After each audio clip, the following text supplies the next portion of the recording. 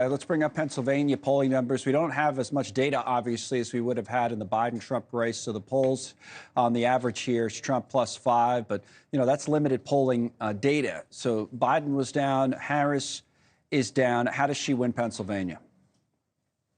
I think, and this is just based on the time I've spent on the ground in these places that are hard to win for Democrats, I think there's going to be a month or 6 weeks here where people's minds are open. And the reason I say that is that even in areas where it looks like Trump has done really well, a lot of people don't really like him. And I think they're still looking for an alternative to voting for him. They just felt like maybe he was stronger in between two candidates that they didn't like. And so I think they're going to give Vice President Harris a chance over the next few weeks. And I hope she takes it. I hope she's willing to come to places like this, be humble, talk about making a fresh start, give some sense that she understands sort of where the Democratic Party has gone wrong in the past. And I think if she can do that, she has a real opportunity. Would she have a better opportunity, by the way, if she puts a Pennsylvania governor on the ticket with her? We can bring up the screen of those that we think from our reporting she's considering. And I know Josh Shapiro is on that list. You see him there second from the right. Would that help?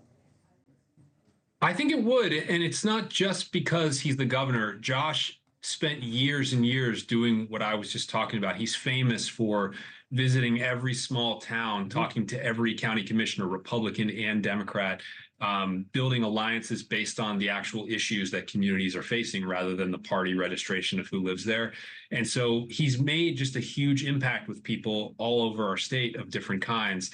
And I think that's why people in this state respect him. So that would very quickly translate to her if she picked him. But I think she has a number of really good choices. And ultimately, I think it's more important what she does than what the number two on her top of the ticket's always more important, although we get caught up in this. Now we have a limited time to do it. Who you pick as your running mate. Bring up our maps if we can, guys. We want to go through with the congressman a little bit about what he's talking about. First of all, we look at our prediction map. I should point out the Pennsylvania delegation. We've had it at the bottom of the screen. It's unanimous for Harris. That's why we're talking about her almost like a presumptive nominee. I think the AP's got the count at like 850 delegates out of just under 2,000. So here, what we do on the map is like, if you're the Democratic candidate and you win the big three, so starting with Pennsylvania and going to Michigan and going to Wisconsin, that's your path, right? We've talked about this over and over. See top left, that's 270 needed to win. If you look back at the map, you don't even have to take the Biden states, Georgia, Arizona, and Nevada there at the bottom, because you go back to 2020, Biden won those states, but you don't need that. You need those big three.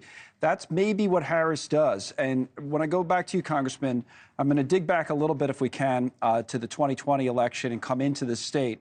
This is the this is the state of Pennsylvania. Those counties around Philadelphia, whether it's Bucks County or Montgomery County, which is, by the way, where the governors are from, Chester County, or out where you are in Allegheny County. Talk about those areas and how you can run up the score maybe near the big cities, Congressman. By the way, here's Kamala Harris. We're showing some video from Andrews, I believe, Joint Base Andrews, in the rain. The vice president had motorcaded over there from Washington, waves to the cameras on her way to Air Force 2. She's going to fly Air Force 2, weather permitting, and I suppose she's been cleared, it looks like, to Wilmington, and we'll follow her through the afternoon. Pick up where we left off there on how to win Pennsylvania, Congressman. Yeah, I think the thing you have to realize is we've been doing great in the suburban communities around Philadelphia and Pittsburgh for a few elections, and we will do great there again. What a lot of people miss about Pennsylvania is that we've been getting fewer votes from the city of Philadelphia each election, and that has not improved for a while. And that's a big problem for the Democratic Party, because the city of Philadelphia is the largest city by far. It used to give us so many votes. Right. And so she does probably have the opportunity to excite some voters in the city of Philadelphia, particularly in the Black community. But what Joe Biden proved was that if you can just improve literally 1% in all those red counties you showed, where it looks like we're getting clobbered, if you can just take back 1% of those votes, it adds up enough to swing it. And that's what I'm talking about when I'm saying get out here, meet people, show some humility.